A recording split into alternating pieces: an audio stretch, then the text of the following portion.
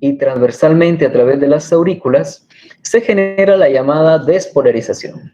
A partir de las aurículas, los impulsos llegan del nódulo aurículo-ventricular, donde hay un cierto retraso.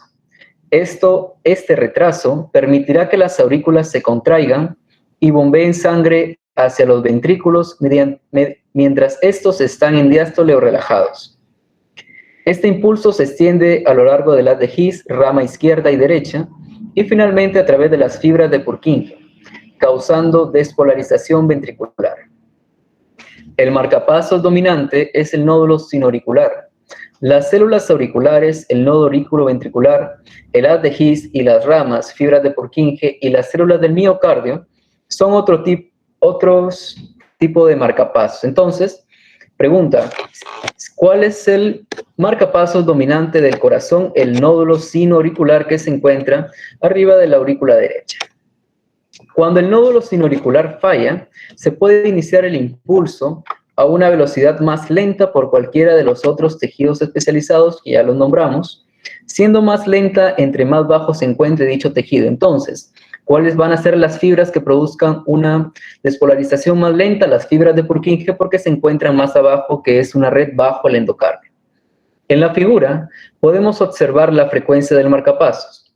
Cuando funciona correctamente el nódulo sinoauricular, nos va a dar la frecuencia cardíaca normal, que es de 60 a 100 latidos por minuto, células auriculares 55 a 60 latidos por minuto, y el nódulo auriculoventricular 45 a 50 latidos por minuto.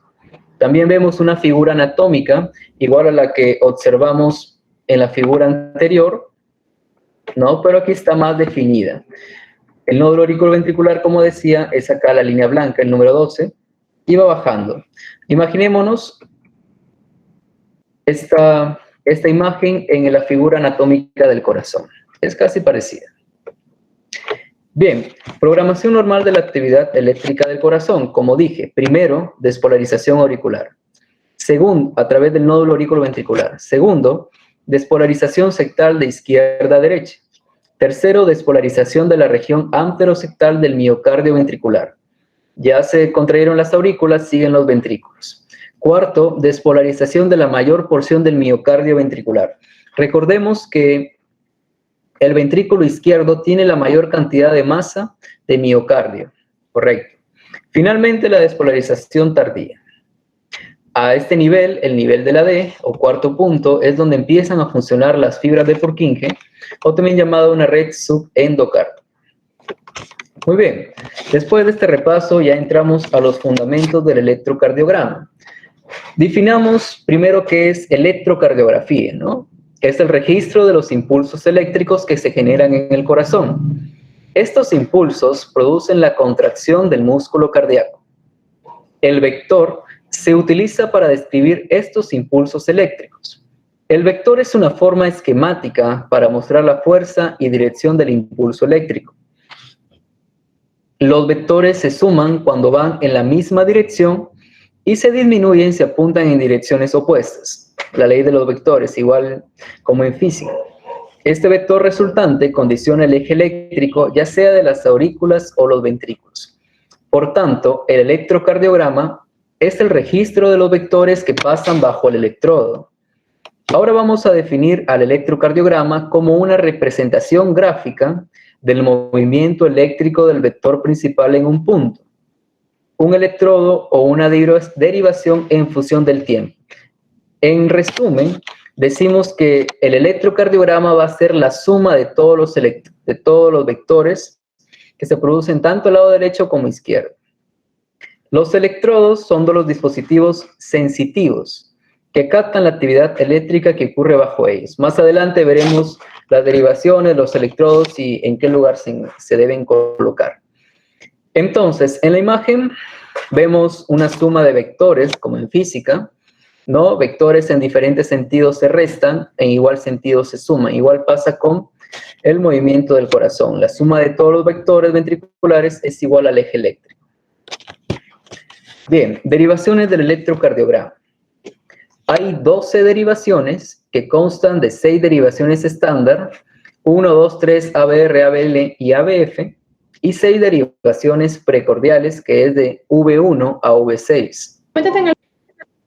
Las derivaciones, ¿sí? ¿Alguna pregunta? No. Las derivaciones estándar se llaman estándar bipolares, 1, 2 y 3, y las estándar aumentadas ABR, ABL y ABF. Las derivaciones bipolares fueron llamadas así porque registran la diferencia de tensión eléctrica entre dos extremidades. Muy bien, ahora, la derivación 1 va a registrar la diferencia de voltaje entre los electrodos del brazo izquierdo y el brazo derecho. La derivación 2, la diferencia de voltaje entre los electrodos de la pierna izquierda y el brazo derecho.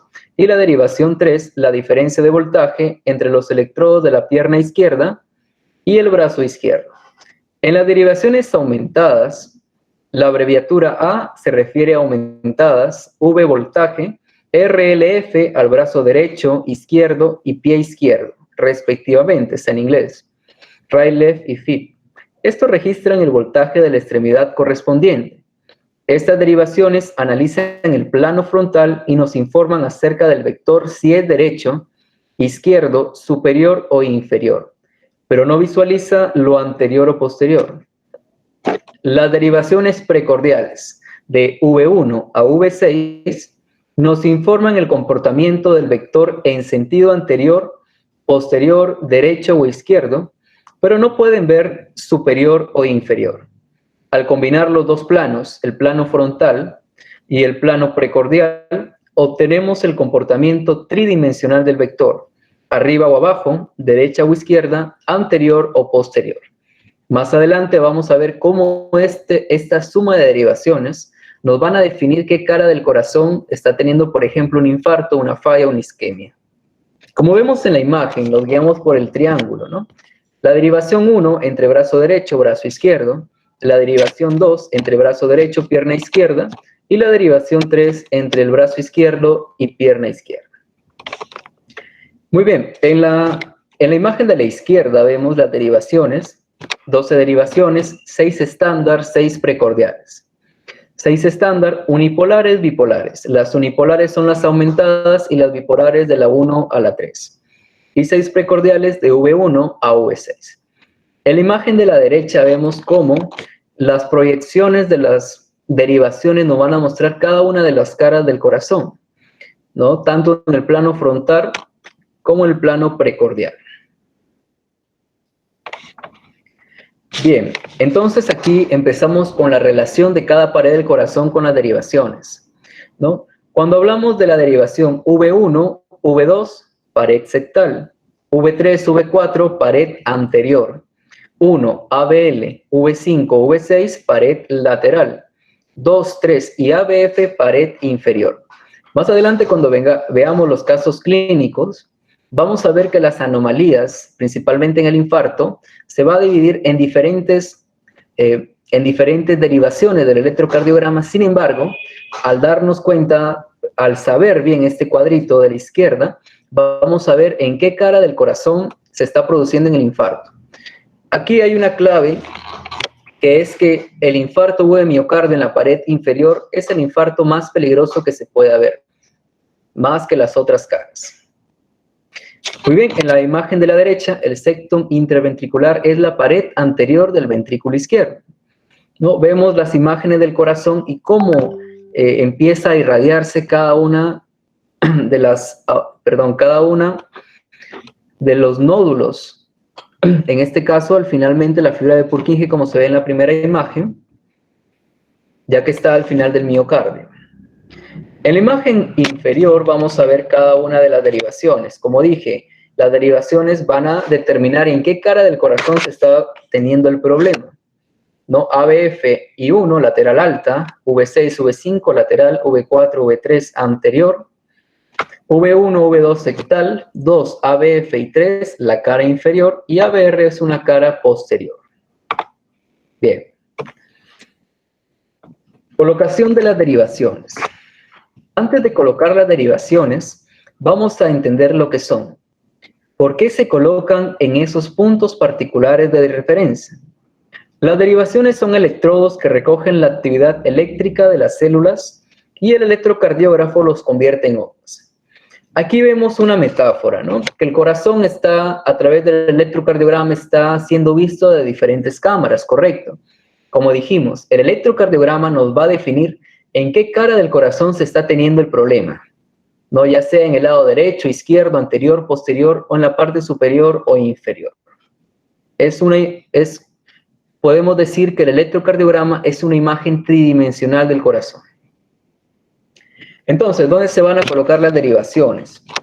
Las derivaciones en las extremidades. Brazo derecho, brazo izquierdo, pierna derecha, pierna izquierda. Correcto. Pero recordemos que vamos a tener 3 derivaciones, 1, 2 y 3. Por sus siglas en inglés, los equipos y cables vienen marcados como, bueno, es en inglés, right left, left left, right arm, left arm. Siguiente, la colocación de las derivaciones precordiales. Son 6. V1 en el cuarto espacio intercostal en el borde external derecho. V2, 4 espacio intercostal en el borde external izquierdo. V4, quinto espacio intercostal en la línea media clavicular. V3 entre V2 y V4. V5 en el mismo nivel que V4 en la línea axilar anterior. Y V6 en el mismo nivel horizontal que V4 en la línea axilar media. Cuarto punto, la morfología del electrocardiograma. Tenemos que saber que el papel donde se dibuja el electrocardiograma es un papel milimetrado, correcto. Este papel milimetrado va a tener un valor tanto en la altura como en el ancho. En la altura van a ser milímetros, como vemos en la imagen de la derecha, ¿no? Hemos sacado un cuadrado grande donde tiene varios cuadrados pequeños. 5 por 5 es este cuadrado. Entonces, cada cuadrado pequeño vale 1 milímetro. Cada cuadrado pequeño para arriba, para la altura, vale 1 milímetro. Y cada cuadrado pequeño para la anchura vale 0.4 segundos. Repito, un cuadrado pequeño, la altura 1 milímetro, la anchura 0.04 segundos. Por tanto, un cuadrado grande 5 por 5, como vemos acá en estos cuadrados donde están bien definidos 5 por 5, la altura va a ser de 5 milímetros y la anchura de 0.20 segundos. Entonces podemos decir que este cuadrado grande, 5 por 5 vale 5 milímetros por 0.20 segundos. Correcto. Bien, aquí vemos las ondas normales que tiene que tener el electrocardiograma, ¿no? La onda P, el complejo QRS y la onda T. La onda P define la despolarización auricular, el complejo QRS, la despolarización ventricular, el segmento ST y la onda T, la repolarización ventricular. Entonces, estamos en la onda P. Aquí solamente hablamos de aurículas. QRS, la despolarización ventricular, y de S a T, la repolarización ventricular. Bien, aquí vemos un electrocardiograma normal, con ritmo normal. El complejo QRS.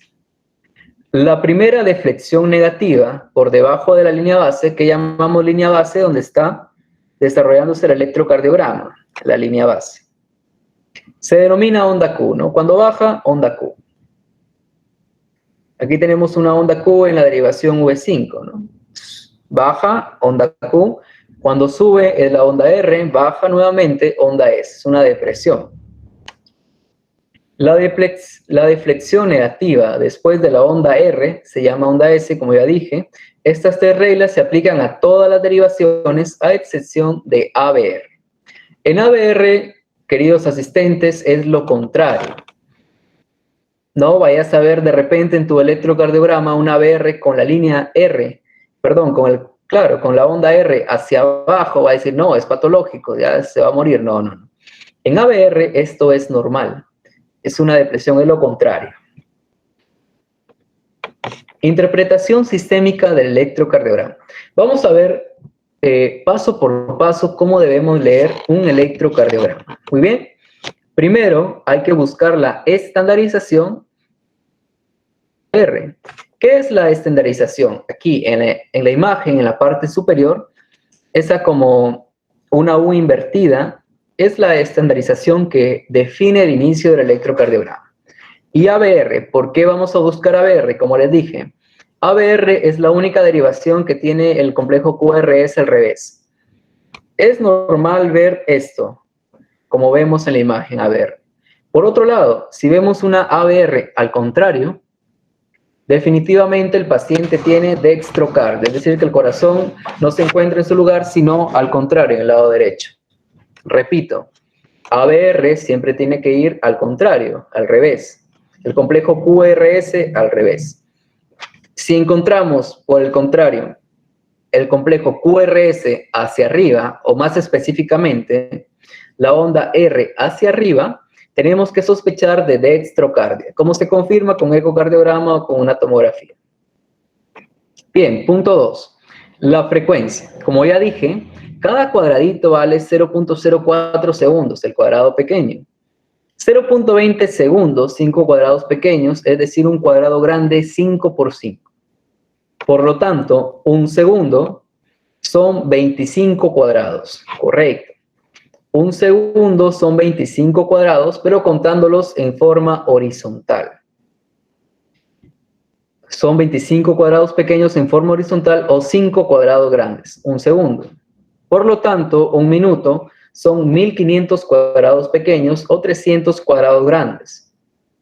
Si el ritmo es regular, la frecuencia es igual a 1500, que son los cuadrados pequeños, sobre el intervalo RR, es decir, el número de cuadrados entre una R y otra R, ¿no? Entre una onda R y otra R, como vemos en la imagen. La frecuencia cardíaca normal es de 60 a 100 latidos por minuto, por ejemplo, de 15 a 25 cuadrados pequeños. Vemos este ejemplo. En este electrocardiograma, el intervalo RR mide 15 cuadrados pequeños, correcto. 15 cuadrados pequeños. Entonces, si 1500 cuadrados pequeños es un minuto, ¿cuánto habrá en 15 cuadrados pequeños? Que es el intervalo entre R y R. Va a ser igual a 100. Entonces, nuestra frecuencia cardíaca va a ser de 100, por tanto, es una frecuencia correcta, una frecuencia normal. El ritmo. Las características del ritmo sinusal son una onda P antes del complejo QRS, solo una. Más adelante veremos que en cierta patología van a haber más de una. El intervalo PR debe ser normal y constante, entre 0.12 y 0.20 segundos. La morfología de la onda P debe ser normal, positiva en la derivación 1 y ABF. Correcto, recordemos que en ABL es donde se voltea. El intervalo RR debe ser igual. Si es irregular, se llama ritmo irregular. Correcto. Entonces, me preguntan, por ejemplo, ¿cómo vamos a definirlo? La práctica. Vemos este electrocardiograma que está abajo. Simple y sencillamente vamos a ver las puntas. Las puntas son las ondas R. Y ya tendremos que contar. ¿Cuántos cuadrados hay de aquí a acá? ¿Cuántos cuadrados hay de aquí, de la onda R a la siguiente onda R y así sucesivamente? Claramente, aquí en el ejemplo, podemos ver que entre R y R está muy disparejo, ¿no? Aquí es más pequeña, más ancha, más ancha, más ancha y va así de forma irregular. Ahí definimos que el ritmo es irregular y es una arritmia, ¿no? Pueden ser causas fisiológicas, una arritmia sinusal, o patológica, una fibrilación auricular es lo más probable, extrasistólica supraventricular, fibrilación ventricular, extrasistólica ventricular, etc. Cuando aquí en el electrocardiograma ya no se muestran líneas picudas, ya no hay picos, se denomina asistolia, es decir, que el paciente no tiene ritmo y lastimosamente falleció. Punto 4, el eje. Para determinar el eje vamos a ver la derivación 1 y la derivación ABF para el eje eléctrico del corazón. En ambas derivaciones, normalmente el complejo QRS es ascendente, es decir, es positivo. Correcto. Entonces vamos a ver 1, la derivación 1, y la derivación ABF. Entonces, vemos el eje normal. vemos una desviación del eje hacia la derecha. ¿Cuándo vamos a definir desviación del eje hacia la derecha? Cuando en la derivación 1 el eje está al revés. El complejo QRS está al revés. ¿Y cuándo vamos a definir una desviación del eje hacia la izquierda? Cuando en ABF el complejo QRS está al revés. Correcto. Aquí vamos a ver un ejemplo más claro, ¿no? Vemos 1 y el complejo ABR. En este caso, en 1, la onda está al revés, por tanto es una desviación ¿hacia dónde? Hacia la derecha. Y si la desviación es en ABF, como vemos en la mano derecha, ABF, está al revés, entonces la desviación es hacia la izquierda. Aquí vemos las principales causas, bueno, hipertrofia ventricular derecha o izquierda, bloqueo de rama, etc. 5. La morfología de la onda P. La onda P representa la despolarización de la aurícula derecha e izquierda. Este proceso toma de 0.08 a 0.11 segundos, es decir, de 2 a 3 milímetros. La morfología de la onda P se aprecia mejor en la derivación 2 y se contrasta en la V. Entonces, para evaluar la onda P, vamos a ir a la derivación 2 y a la derivación V. El nódulo sinauricular inicia la despolarización de la aurícula derecha, por lo que la primera parte de la onda P la produce la aurícula derecha y la siguiente la aurícula izquierda, ¿no? Como vemos en la imagen, la onda P la dividimos en dos. La primera parte es la aurícula derecha y la segunda es la aurícula izquierda. Bien, las patologías. Primero, una onda P mitral o crecimiento auricular izquierdo. Correcto. La anchura de la onda P en la derivación 2 es mayor de 0.12 segundos con muesca. ¿Qué quiere decir muesca? Una forma de M. La distancia entre los dos picos debe ser mayor o igual a 0.04 segundos. Aquí se agranda y la duración que se lleva al despolarizar la aurícula izquierda es comparativamente mayor que la de la aurícula derecha. Por lo tanto, veremos una onda P ancha en forma de M. Aquí vemos el ejemplo, una onda P en forma de M. No confundamos, ya que el patrón es el mismo en el caso del infarto, pero en el infarto vamos a ver la forma M en el QRS. Aquí recordemos que es la onda P.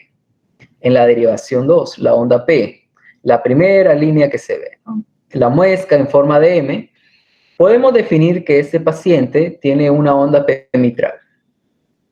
Además tiene arritmia. La onda P pulmonar o crecimiento auricular derecho. En este caso, la onda ya no va a estar en M, la onda P, sino va a estar puntiaguda y la amplitud va a ser mayor de 2,1 milímetros en la derivación 2. Aquí el atrio derecho se agranda y las células producen mayor voltaje. Por lo tanto, la onda P es más alta.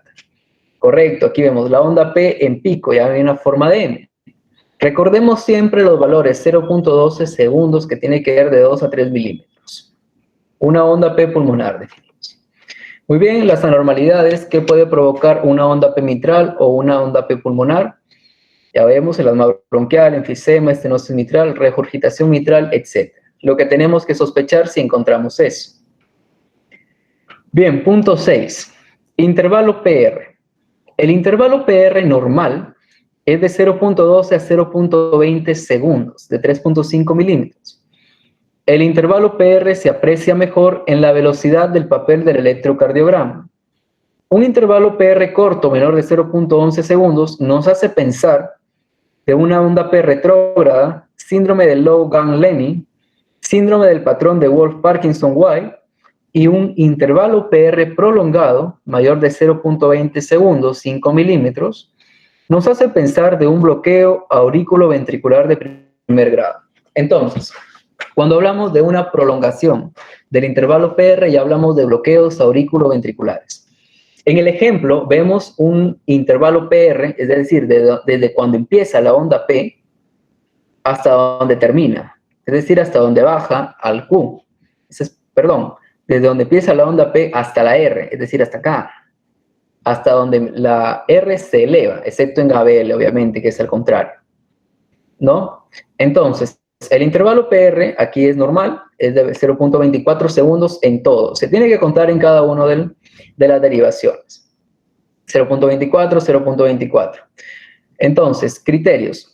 Aquí el intervalo PR se prolonga por más de 0.20 segundos. Entonces, cuando el intervalo PR se prolonga más de 0.20 segundos, hablamos de un bloqueo auriculoventricular de primer grado, como el ejemplo, ya que tiene 0.24.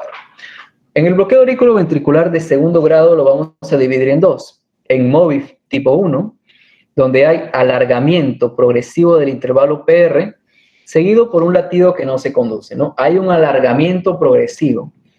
En el primero, el PR de 0.24, en el segundo 0.28 y en el tercero 0.32. Después, un latido se pierde. ¿Qué quiere decir? Que solamente hay onda P, pero no hay los demás ondas, QRS, ni T tampoco, ¿no? Un latido perdido y otra vez 0.24, 0.28, 0.32. Hay un alargamiento. Por el contrario, en el bloqueo MOVIF tipo 2, no hay alargamiento. Sin embargo, siempre hay un latido perdido. Entonces, vemos el electrocardiograma. Lo primero que tenemos que ver para definir un bloqueo auriculoventricular de segundo grado es el latido perdido. Vemos un latido perdido, tenemos que pensar en bloqueo auriculoventricular de segundo grado, latido perdido. Ahora debemos definir qué MOVIF es, MOVIF 1 o MOVIF 2. Tenemos que ponernos a contar cada intervalo PR, PR, PR y ver. Si aumenta, decimos que es MOVIF 1. Si no hay aumento o alargamiento, decimos que es simplemente MOVIF 2. Muy bien, bloqueo auriculoventricular de tercer grado. Aquí la onda P no tiene ninguna relación con el complejo QRS. Siempre tienen más ondas P que el complejo QRS.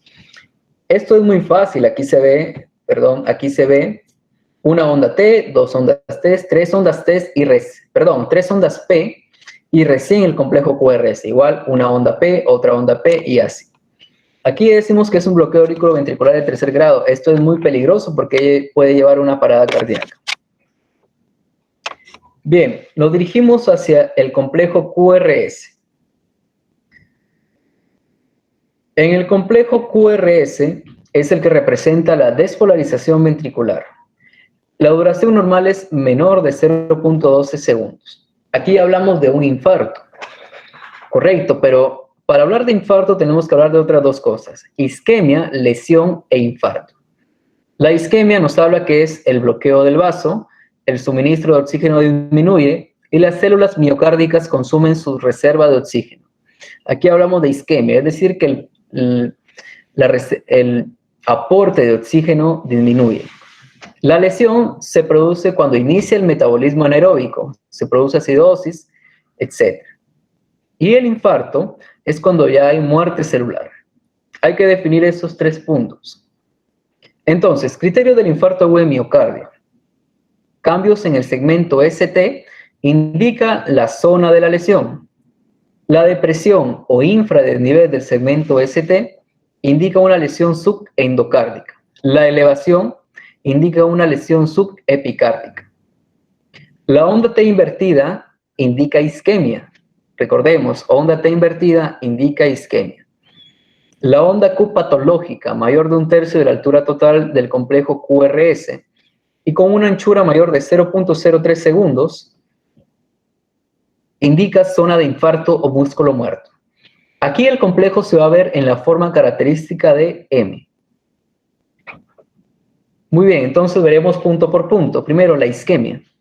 Afecta a una sección del corazón en forma de cuña, el ápex ve hacia el epicardio y la base hacia el endocardio. Esta área es más negativa que el tejido normal circundante que conduce a la depresión ST.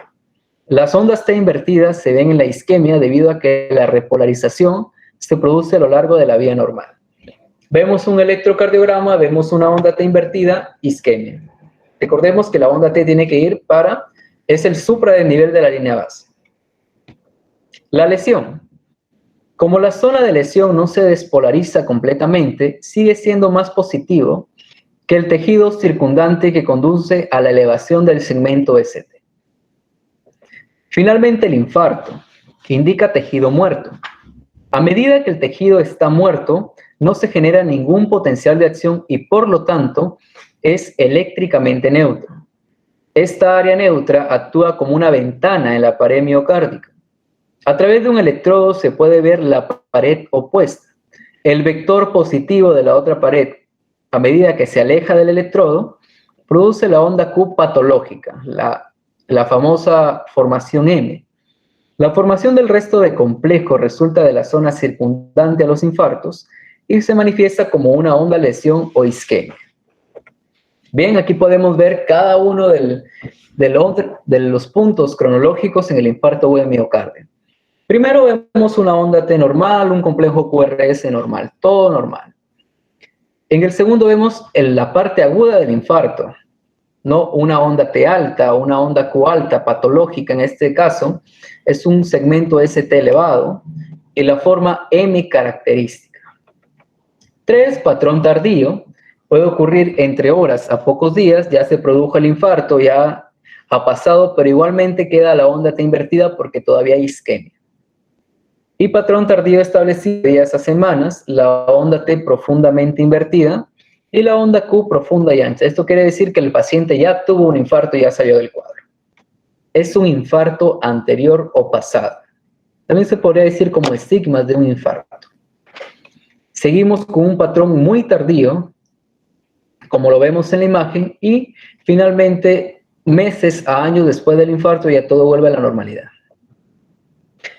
Aquí vemos algunos ejemplos, correcto, de un infarto agudo de miocardio de la pared inferior. Como dije al inicio, saber cuáles derivaciones determinan cada una de las paredes del corazón es muy importante. Aquí he repetido el cuadro. Entonces, ¿dónde vemos las ondas M?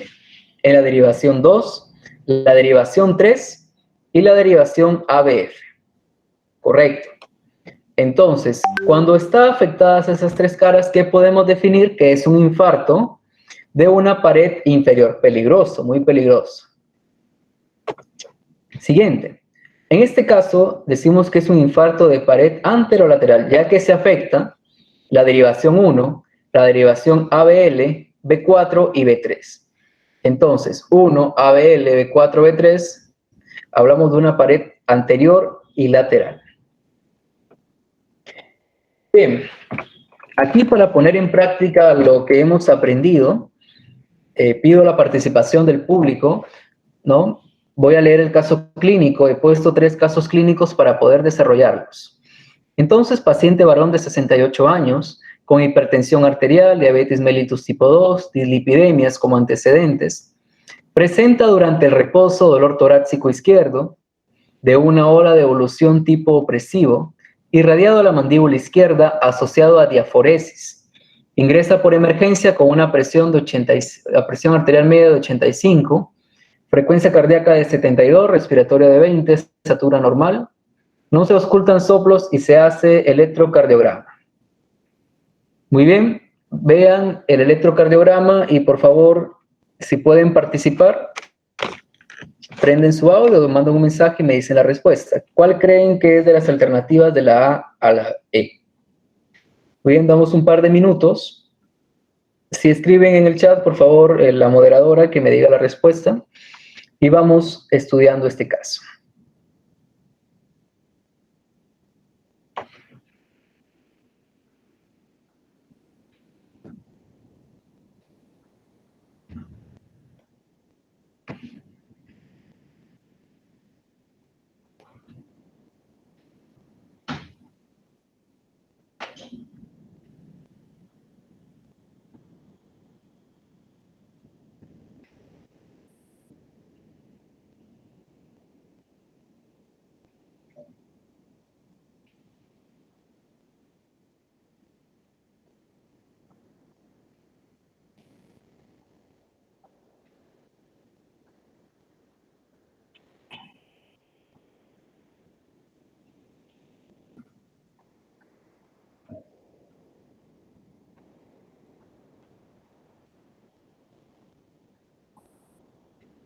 Bien, ¿alguien quiere participar?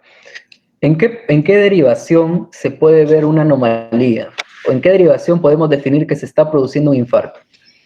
A ver, la derivación 1, 2, 3, ¿qué opinan?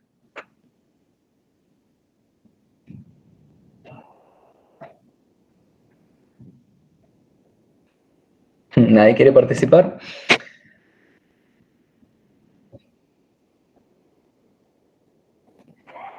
En la derivación 3.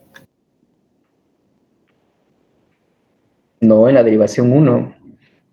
La derivación 1, la derivación ABL. Muy bien, ¿dónde más? La derivación 1 y ABL. Aquí tienen que ver las formas características de la M, ¿no? Que determinan infarto. El paciente no está arrítmico porque el caso clínico te lo dice. Muy bien, entonces a partir de esas dos derivaciones 1 ABL podemos definir en qué parte se está dando el infarto. SICA significa síndrome de isquémico cardíaco en ST elevado o no elevado, ¿no? Define. Entonces, ¿qué alternativa dice el público? A ver, cualquiera. Toda respuesta es válida.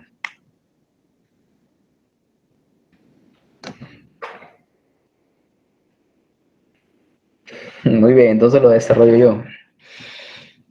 Entonces la respuesta es la síndrome de isquémico cardíaco agudo de ST elevado de cara anterior.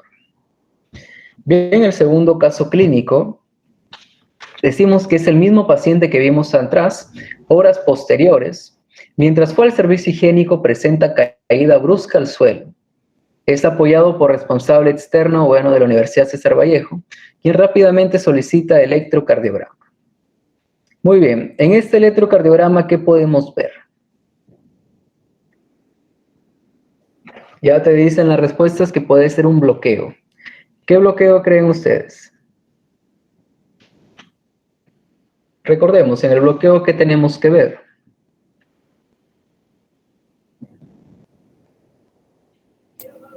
Si es que desaparece o no el complejo QRS. No, en el bloqueo tenemos que ver el segmento PR. No, el segmento PR. Si está alargado o si no está alargado. Además, tenemos que ver cuántas ondas P tiene este electrocardiograma. ¿No? Aquí, bueno, ya lo desarrollo yo. Hay muchas ondas P que se pueden ver como pequeñas depresiones y pequeñas suproniveles. Son pequeñas, pero son válidas. No sé si pueden ver el mouse. Aquí en ABR se pueden ver 2. En V1 se pueden ver 2. Entonces, ¿en qué bloqueo? Cuando habían más de 2 ondas P, además de la extensión del PR, ¿qué bloqueo es? A ver si algo se les ha quedado. Cuando hay más de una onda P antes del complejo QRS. ¿Qué bloqueo es? El bloqueo de primer... Tercer grado. Correcto, tercer grado. La respuesta es la D, dedo. Siguiente, paciente mujer de 45 años, solo hipertensión arterial como antecedente, presenta dolor torácico tipo opresivo, que se irradia brazo izquierdo de más de 1 hora de evolución. Asociado a síntomas neurovegetativos, ingresa a la emergencia, la presión arterial media de 80, frecuencia cardíaca elevada, frecuencia respiratoria también elevada, está taquicárdico, taquipneico, saturación normal. En los ruidos cardíacos rítmicos no se escucha soplos y se le solicita electrocardiograma. Muy bien, ¿qué pueden ver en el electrocardiograma?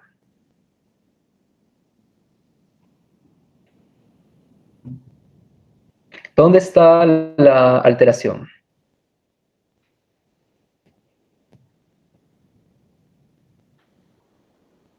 Derivación 2. Ya, la derivación 2, ¿qué más?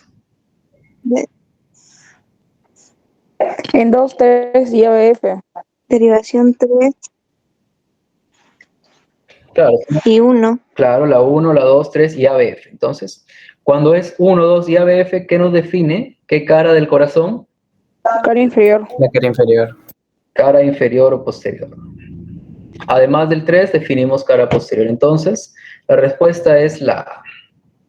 Es un síndrome isquémico coronario agudo con ST elevado en cara posterior. Bien, hasta aquí en el electrocardiograma. ¿Hay alguna pregunta antes de pasar encima? Un favor, ¿puedes Sí, una repetir pregunta. el primer ejercicio? Porque me pareció que era dentro de la respuesta. O no escuché bien. El primer ejercicio. Ya, el primer ejercicio, la respuesta es la A. Pero D1 y ABL no es cara lateral. ¿Cuál? Ya 1 ABL, sí. Escala lateral. Por eso. Pero además hay en tres V2 y V3, por escala anterior. Bueno, la clave, yo también estaba en duda, la clave me dice la A, pero puede ser la A o la B. De donde saqué yo el libro era la A. Muy bien, ¿alguna otra pregunta? Sí, una consulta, buenas noches. Buenas noches. ¿Es necesario que la onda esté anormal en al menos dos derivaciones o solamente basta con que esté anormal en una? Por ejemplo, si solamente tengo en V1 y no en V2, ¿eso calificaría como anormal para la cara septal? No, tiene que completar todas las derivaciones que dice en la tabla que Todas. presenté. Sí, Ahí, no solamente una. gracias. Bien, si tienen alguna pregunta, vayan formulándola. Al final otra vez voy a preguntar. Entonces, las enzimas cardíacas. Las enzimas son proteínas que realizan tareas especiales en las células del cuerpo. Si las células están dañadas, las enzimas ingresan al torrente sanguíneo y se pueden medir con un análisis de sangre. He nombrado solamente 4 enzimas, las más importantes para mí, que es la enzima cardíaca creatinina quinasa. Es una enzima importante en el metabolismo energético de las células musculares. Dependiendo del tipo de células, las enzimas difieren ligeramente. Se habla de diferentes isoenzimas que se identifican mediante la adición de una letra. La isoenzima CQMB puede asignarse principalmente al corazón y por lo tanto puede indicar daño celular en el músculo cardíaco. Troponina cardíaca. Solo se encuentra en el corazón y por lo tanto es un marcador muy sensible. Su concentración en la sangre aumenta considerablemente cuando solo se daña 1 gramo del músculo cardíaco. Un aumento de la troponina solo se puede detectar poco menos de 4 horas después de un ataque cardíaco. Por tanto, la troponina, el examen de enzimas, no está indicado para los ataques agudos. No, de frente se le tiene que sacar un EKG. Esto significa que la troponina no está adecuada para el diagnóstico temprano. Punto 3, mioglobulina. La mioglobina es una proteína muscular de crucial importancia para el suministro de oxígeno a las células musculares. Visto de forma aislada, el valor es muy impreciso para el diagnóstico cardíaco, porque la mioglobina se encuentra en todas las células musculares del cuerpo. El valor aumenta rápidamente después de un ataque cardíaco o cualquier otro daño muscular y por tanto es adecuado para detectar un ataque cardíaco muy temprano. Entonces, entre un paciente que llega con el dolor opresivo, se le saca un EKG, pero no hay EKG, no tienes a la mano, ¿qué le vas a sacar? Una prueba de enzimas. Entre la troponina y la mioglobina vas a ver la mioglobina. Correcto. Siguiente, punto 4, una hormona cardíaca, BNP, péptido natriurético tipo B. Es una hormona cuyo precursor es producido por las células del músculo cardíaco. Cuando aumenta la carga de trabajo del corazón, se libera más por proBNP al torrente sanguíneo para aliviar el corazón, mediante una mayor excreción de sodio y el ensanchamiento de los vasos sanguíneos. Aquí estoy compartiendo, las diapositivas las voy a compartir, cada uno de los valores de referencia, ¿no? En la enzima cardíaca, primero la creatinina quinasa, el aumento define un infarto. La troponina aumenta, define un infarto, pero tardío, ¿no? Y la proBNP aumenta en el caso de debilidad cardíaca y carga de presión prolongada en el ventrículo izquierdo. Bien, esa ha sido toda mi presentación, la bibliografía, y muchas gracias por su atención. Si hubiera alguna pregunta, por favor, pueden expresarla con confianza. Si hubiera alguna duda.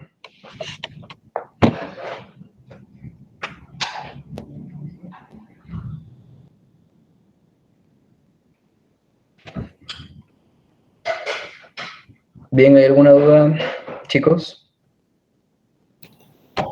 Sí, las imágenes las han sacado de Cardoña, ¿no?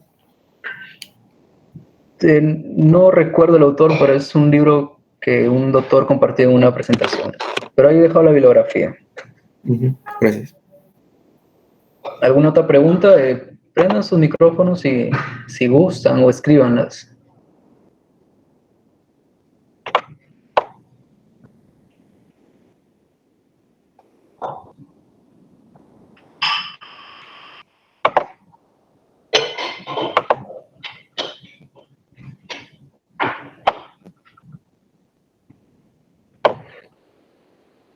hasta aquí quedó mi presentación. No sé si la moderadora tiene algo que decir. Buenas noches, Luis Zapata, ¿me escuchas? Soy un reemplazo de la moderadora. Ya. Ya, perfecto, Luis. Te ha quedado súper genial, en serio, la ponencia de EKG, y muchas gracias, la verdad, por una ponencia tan prolija, por darte el tiempo de apoyar acá al Comité Permanente Académico y más que todo por orientar a los chicos, ¿no? Con todos estos casos clínicos, esas preguntas. Agradecer, invitarte nuevamente a que participes, parte de nuestras ponencias, ¿ok?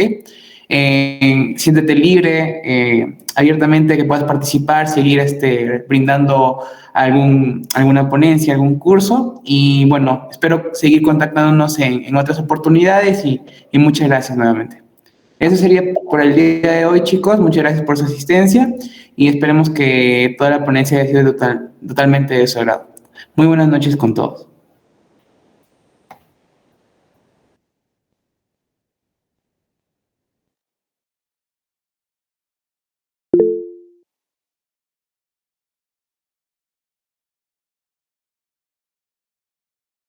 Parece que Rolando y María Alejandra tienen alguna pregunta. Hola, están levantando la manito. Rolando y María Alejandra. Ya, esta ponencia que se acaba de culminar se va a encontrar en el YouTube de Siembe, está grabado en el YouTube de Siembe, estamos en vivo, y ni bien termine la transmisión ya estará publicado el video. Entonces, seguirnos en YouTube a Siembe, y específicamente esos son, ¿ok? Del Comité Permanente Académico. No, de nada, doctor. Entonces, no sé si tiene alguna duda María Alejandra, si no ya estaríamos terminando.